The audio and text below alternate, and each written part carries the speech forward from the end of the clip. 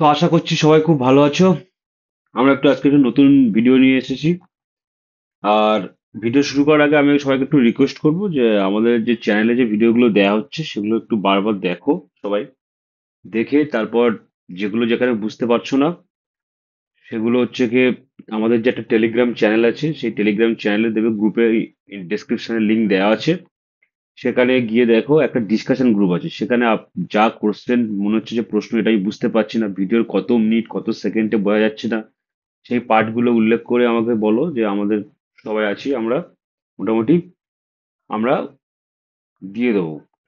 তার উত্তরটা সঠিক উত্তর দেওয়া হবে এবং বুঝিয়ে দেওয়া হবে যে এখানে এটা এটা বলতে চেয়েছিলাম, এটা হয়নি, বোঝানো হয়নি বা কিছু একটা আর আমাদের চ্যানেলে যদি কেউ নতুন হও তাহলে চ্যানেলটা অবশ্যই সাবস্ক্রাইব করো, হ্যাঁ, লাইক করো, কমেন্ট করো এবং বেল আইকনটা যেটা আছে ওটা ক্লিক করে সবাইকে একটু দেখার সুযোগ করে দাও। ঠিক আছে? তো আজকে আমরা শুরু করবো একটু বোন নিয়ে। বোন হচ্ছে কেন হাড়। বোন হচ্ছে আমরা যেটা হচ্ছে হাড়, ঠিক আছে, এটা হাড় দিয়ে শুরু করবো। তো আমাদের শরীরের মধ্যে যে স্কেলিটাল সিস্টেমটা আছে যেটা আমরা কঙ্কাল বলি বাংলায়, ঠিক আছে, কঙ্কাল যেটা আছে সেটা বিভিন্ন রকমের বোনস হয়।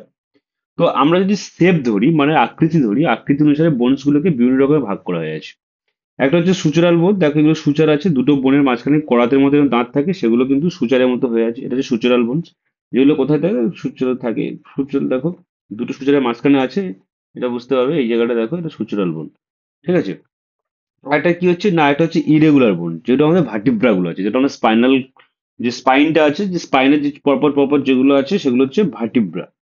ঠিক আছে? আর একটা হচ্ছে কি শর্ট বোন। শর্ট বোন হচ্ছে কি, শর্ট বোন হচ্ছে তার এর লম্বা এবং চওড়া প্রায় ইকুয়াল হয়। হ্যাঁ, যে ছোট ছোট যে আমাদের যে কার্পাল বোনস গুলো আছে সেগুলো কিন্তু সব শর্ট বোনস। ঠিক আছে? আর একটা কি আছে না, আমাদের ফ্ল্যাট বোনস। ফ্ল্যাট বোনস গুলো খুব থিন হয় এবং কার্ভড হয়, যেগুলো আমাদের স্কাল বোন, বিশেষ করে অক্সিপিটাল, প্যারাইটাল, হ্যাঁ, এগুলো সব কিন্তু আমাদের দেখো, এগুলো হচ্ছে আমাদের সব কি না, এগুলো ফ্ল্যাট বোনস। আর একটা কি হচ্ছে লং বোন। তো লং বোন কি, যে আমাদের যেগুলো হচ্ছে আমাদের বিশেষ করে আমাদের ফিমার হিউমেরাস, এগুলো হচ্ছে লং বোনের কি হবে না, লেন্থটা অনেক বড় হবে কিন্তু চওড়াটা মানে চওড়া হচ্ছে সেটা কিন্তু অনেকটা ছোট। ঠিক আছে? লম্বাটা বেশি।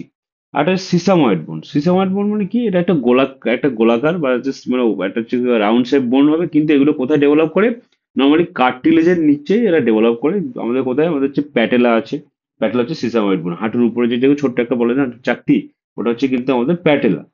ঠিক আছে? তো মোটামুটি কি হলো, সুচারাল বোনস হলো, ইরেগুলার বোনস হলো, শর্ট বোনস হলো, ফ্ল্যাট বোনস হলো, আহ লং বোন হলো, সিসাময়েড বোনস হলো। এগুলো কি, এগুলো হচ্ছে আমাদের শেপ মানে আকৃতি অনুসারে। এবার অনেক রকম আছে, আমাদের যদি অস্টিফিকেশন সেন্টার হিসেবে আমাদের অনেক বোনস গুলোকে ভাগ করা হয়। হ্যাঁ, আরো অনেক রকম ভাবে বোনকে আমরা ডিভাইড করি, কিন্তু আমরা এটা কি নর্মালি আমরা এটাই আমরা ধরে এগোচ্ছি। তো আমরা যদি একটা লং বোনকে যদি আমরা ভাবি যে একটা লং বোনের কি কি স্ট্রাকচার রয়েছে, তাহলে কিন্তু দেখতে পাবো যে একটা লং বোনের কিন্তু দুটো, নর্মালি দুটো এন্ড হয়। একটা যদি উপরের দিকে এন্ড আছে, একটা এন্ড, এপারে দুটো এন্ড। আর মাঝখানে একটা কি আছে না, একটা স্যাপ্ট আছে। এই স্যাপ্টার একটা নাম আছে, সেই স্যাপ্টার নাম হচ্ছে কি ডায়াফাইসিস। তাহলে স্যাপ্টার নাম কি হচ্ছে ডায়াফাইসিস। এবার দেখতে পাবে যে এই স্যাপটা কিন্তু মাঝখানে কিন্তু প্রায় একটা হলভ স্ট্রাকচার মানে একটা ফাঁপা স্ট্রাকচার, সেখানে কি থাকছে, সেখানে থাকছে আমাদের মেডুলারি ক্যাভিটি। সেখানে আমাদের কি থাকছে না, একটা মেডুলারি ক্যাভিটি থাকবে। এই যে মেডুলারি ক্যাভিটি আছে, এই মেডুলারি ক্যাভিটির মধ্যে কি থাকবে, আমাদের নর্মালি বোন ম্যারো থাকে। বোন ম্যারো কাদের থাকে না, বোন ম্যারো থাকে হচ্ছে বাচ্চাদের। আর বড় যখন হয়ে যাবে তখন তার কি থাকবে না, সেটা হচ্ছে তখন ইয়েলো ফ্যাট থাকবে। ইয়েলো ফ্যাট, তাহলে অ্যাডাল্টদের কি হচ্ছে ইয়েলো বোন ম্যারো, আর বাচ্চাদের হচ্ছে রেড বোন ম্যারো। সেটা হচ্ছে সেখান থেকে কি তৈরি হচ্ছে, বাচ্চাদের সেখান থেকে ব্লাড তৈরি হয়। ঠিক আছে? এইবার এই যে বোনের যে ক্যাভিটি আছে, এর এর এর কিন্তু একদম ধারে একটা অংশ আছে। একদম ধারে যেটা আছে এটা কিন্তু খুব কম্প্যাক্ট, একটা জায়গায় কম্প্যাক্ট আছে, সেটাকে কম্প্যাক্ট বোন বলছে। এবং তারপরে যে অংশটা আছে সেটা কিন্তু অতটা কম্প্যাক্ট নয়। ঠিক আছে? তাহলে তাহলে ধারে যেটা আছে সেটা কম্প্যাক্ট, তারপর হচ্ছে তাহলে এই যে দুটো একসাথে কিন্তু হচ্ছে বোনের হচ্ছে কি কর্টিক্যাল পার্ট, আর মাঝখানে যে ফাঁপা অংশ সেটা হচ্ছে কি মেডুলারি। ঠিক আছে? এইবার বোনের যে আমাদের যে দুটো এন্ড আছে, সেই এন্ডে আমাদের কি থাকে, কিছু স্পঞ্জি বোন থাকে, দেখো একটু হালকা হালকা, মানে স্পঞ্জি বোন একটু হালকা বোন থাকে, এটা হচ্ছে স্পঞ্জি বোন থাকে। এবং একটা এন্ডে কি থাকে, একটা লাইন থাকে, সেটা হচ্ছে এপিফাইসিয়াল লাইন বা হচ্ছে গ্রোথ প্লেট বলে। এখান থেকে বোনটা কিন্তু যখন বোন ডেভেলপড হয় তখন ওখান থেকে দুদিকে বোনটা ডেভেলপড হয়। এইবার এই যে গ্রোথ প্লেট বা এপিফাইসিয়াল লাইন, এটা কিন্তু একটা সময় পরে কিন্তু বোন আর গ্রোথ হয় না, যদি 22-23 বছর বয়স হয়ে গেলে এবার বোনটা কিন্তু আর যে গ্রোথ হওয়ার হয়ে যায় আর হয় না।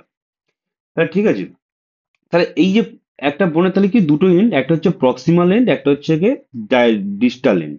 এই যে প্রক্সিমাল লেন্স মানে আমরা কি বলেছিলাম, যে তোমরা যদি দেখো যে আমরা আগের একটা ভিডিওতে বলেছি যে প্রক্সিমাল লেন্স মানে আমরা যদি হিপ জয়েন্টের রেসপেক্টে ধরি, হিপ জয়েন্টের কাছে যে এন্ডটা আছে সেটা প্রক্সিমাল এন্ড, এবং হিপ জয়েন্টের দূরে এটা নি জয়েন্ট করছে তাহলে সেটা ডিস্টাল এন্ড। তাহলে বোনের দুটো এন্ডের নাম হচ্ছে এপিফাইসিস, এবং যেটা প্রক্সিমালে থাকে সেটা প্রক্সিমাল এপিফাইসিস, যেটা ডিস্টাল থাকবে সেটা হচ্ছে ডিস্টাল এপিফাইসিস, এবং মাঝখানে কি থাকবে, ডায়াফাইসিস। এবার এই যে এপিফাইসিস এবং ডায়াফাইসিসের মাঝখানে কি থাকবে না, মেটাফাইসিস থাকবে। কি থাকবে, মেটাফাইসিস। তাহলে তাহলে দুটো এপিফাইসিস, একটা হচ্ছে প্রক্সিমাল এবং ডিস্টাল, এবং দুটো মেটাফাইসিস, আর মাঝখানে থাকবে ডায়াফাইসিস। ঠিক আছে, তাহলে কে কোনটা দিয়ে তৈরি সব হলো রেড বোন। এবার হচ্ছে কি, বোনের চারিদিকে একটা পাতলা লেয়ার থাকে, আস্তরণ থাকে, সেটাকে আমরা বলছি পেরিঅস্টিয়াম। পেরিঅস্টিয়াম থাকে, কিন্তু পেরিঅস্টিয়াম কিন্তু কিছুর অংশ মানে এন্ডের দিকে থাকে না, ম্যাক্সিমাম স্যাপ্টের দিকেই থাকে। ঠিক আছে, আর একটা কি থাকে যে আর্টিকুলার কার্টিলেজ থাকে, দুটো বোনের যে জয়েন্টটা দুটো জয়েন্ট তৈরি করছে সেখানে কিন্তু আর্টিকুলার কার্টিলেজ থাকে। তাহলে মোটামুটি একটা লং বোনের কি কি থাকে আমরা মোটামুটি আলোচনা করলাম।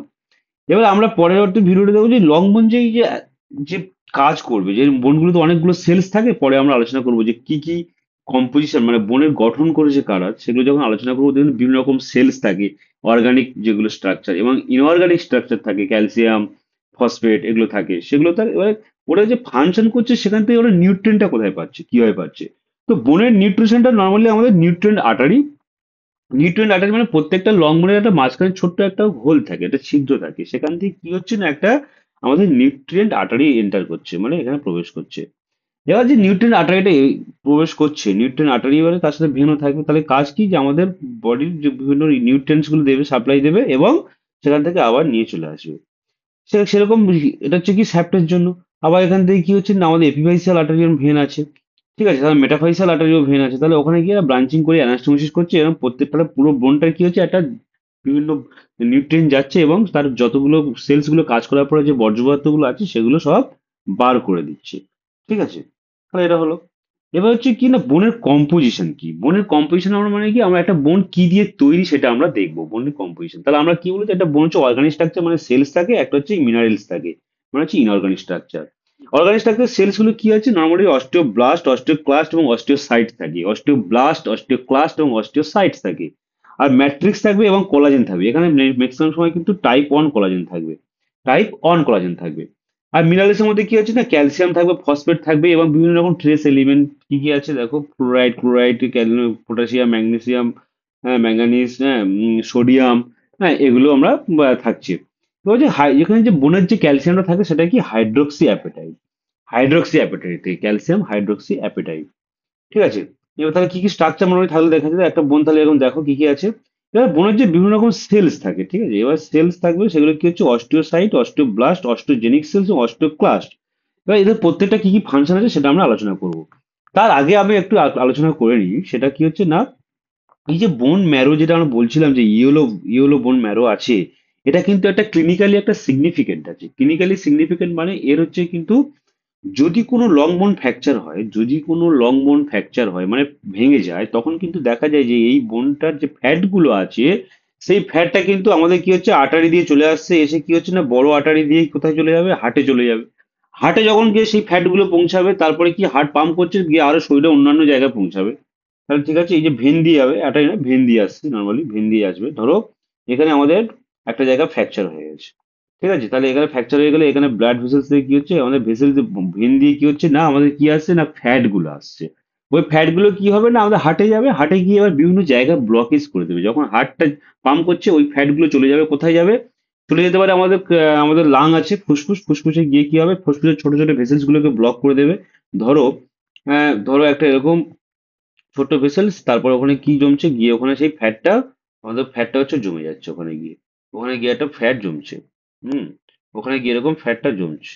তাহলে কি হচ্ছে এই যে ফ্যাটটা জমার পরে কি হচ্ছে না এই জায়গাটায়, এই জায়গাটা আর ব্লাড সাপ্লাই পাচ্ছে না, এই জায়গাটা ব্লাড সাপ্লাই পাচ্ছে না, তাহলে কি হবে ওই জায়গায় ব্লাড সাপ্লাই পাবে। তাহলে এই যে সিনারিওটা বললাম এটা ক্লিনিক্যাল কন্ডিশন, এটাকে বলা হচ্ছে ফ্যাট এম্বলিজম। এটাকে বলা হচ্ছে ফ্যাট এম্বলিজম। এইসব পেশেন্টদের সঙ্গে সঙ্গে কি হবে শ্বাসকষ্ট শুরু হয়ে যাবে। শুধুমাত্র অ্যাক্সিডেন্ট হলে এরকম হবে না, অনেক সময় বিভিন্ন রকম যদি আমাদের অ্যাক্সিডেন্টের পরে অনেক সময় যে ফ্র্যাকচারটা হয়ে গেছে কারেকশন করার জন্য অপারেশন করতে হয়, তারপরে কিন্তু এরকম হবে। তাহলে যদি কোনো পেশেন্টের অ্যাক্সিডেন্টের পরে শ্বাসকষ্ট হয়ে যায়, এটা কিন্তু একটা ভাবতে হবে ফ্যাট এম্বোলিজমের কথা। আর একটা কি ভাবতে হবে, যদি কোনো অপারেশন পেশেন্টের পরে যদি শ্বাসকষ্ট শুরু হয়ে যায়, অনেক সময় সঙ্গে সঙ্গে হয় না, 4 থেকে 6 ঘন্টা পরে হয় সবকিছু ক্ষেত্রে, তখন কিন্তু এটা ভাবতে হবে।